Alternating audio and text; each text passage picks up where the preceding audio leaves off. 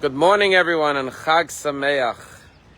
Once again, I'm standing in the beautiful sukkah. And what does this sukkah represent? You know, over the holiday, the first days of Sukkot, Israel managed to successfully eliminate the architect of October 7th.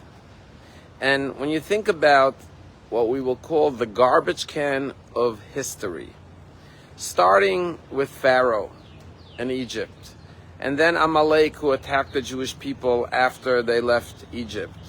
And then you had Nebuchadnezzar, the Babylonian king, who destroyed the first temple, and then Titus destroyed the second temple, and Achashverosh, and Haman, and all the way down to our more recent generations, the Nazis, and Hitler, cursed be his name, and Stalin, and all the evildoers in history. And now Israel added 3 more people into the garbage can of history.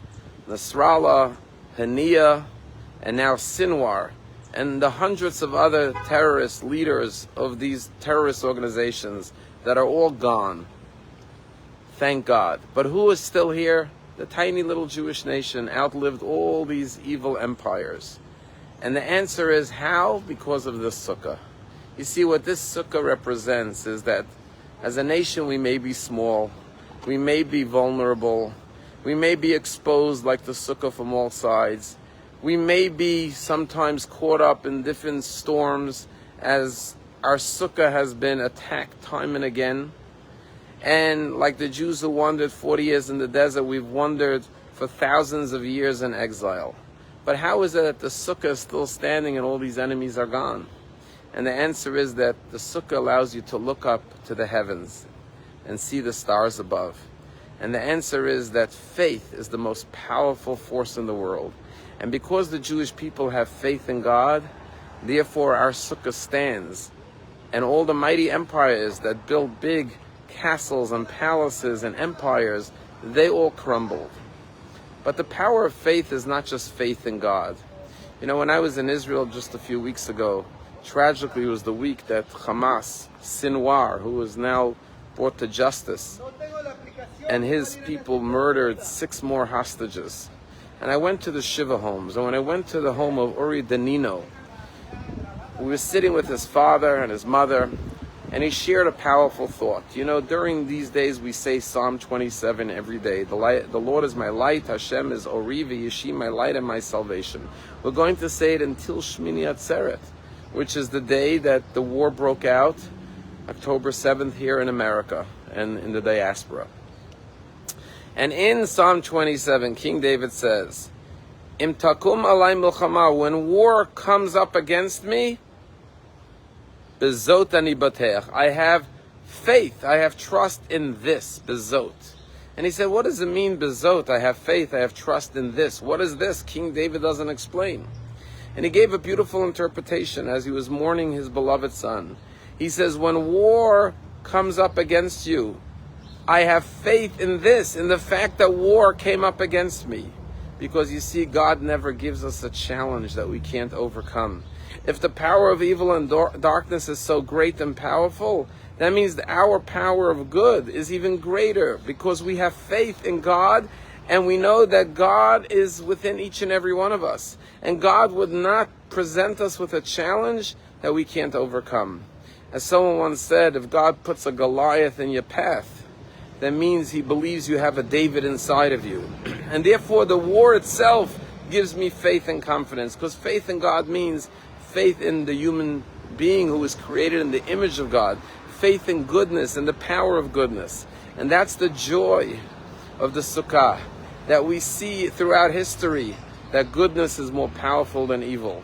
And therefore the Jewish people who represent righteousness endured over all the mighty empires that crumbled, because we look up to heaven and we say, if God is with us, who can be against us? As the song that has become very popular in Israel this year, HaKadosh Baruch Hu, Almighty God, Aleinu is upon us, and therefore Mi Yachol Aleinu, who can come up against us? Rabbi Jonathan Sachs, of blessed memory, would tell the beautiful story when he was a newlywed, And it came Sukkot, and he wasn't much of a builder. He was more of a thinker and an intellectual and a writer and a lecturer. But he had to build a sukkah, so he went with a friend of his to the lumberyard to buy the materials to build a sukkah. But he said his friend was a professional. He bought all the right hinges and latches and frames and built a real magnificent sukkah. But he said, I couldn't build much. I bought a couple of pieces of plywood, did the best I can, and knocked together a little sukkah. The next day, Rabbi Sachs comes to shul the first morning of Sukkot, and he sees his friend looks very sad. He says, what's the matter? He says, what do you mean? The storm last night, the weather blew down my whole sukkah. I have no sukkah. Rabbi Sachs says, that's interesting, because my sukkah is standing perfectly well. The guy said, that's impossible. I'm a professional builder. I built it very sturdy with all the latches and the hinges and the 2x4s and the bolts. How could it be that my sukkah collapsed and yours didn't? Rabbi Sachs says, I don't know, but you're welcome to come to my house after the prayers and I'll show you. So after the morning prayers, he took him to his house and he showed him that his sukkah was still standing. And the friend said, I need to see what is it about the sukkah that allowed it to stand. And he examined the sukkah until he discovered what it was. You see, when Rabbi Sachs built his sukkah, he took one nail and banged it through the wall of the sukkah, the wall of his house. And he looked at that sukkah and he says, this is the answer. This nail that connects your sukkah to your house, that's what allowed it to remain standing throughout the storm. And Rabbi Sachs would say, this is the nail of faith.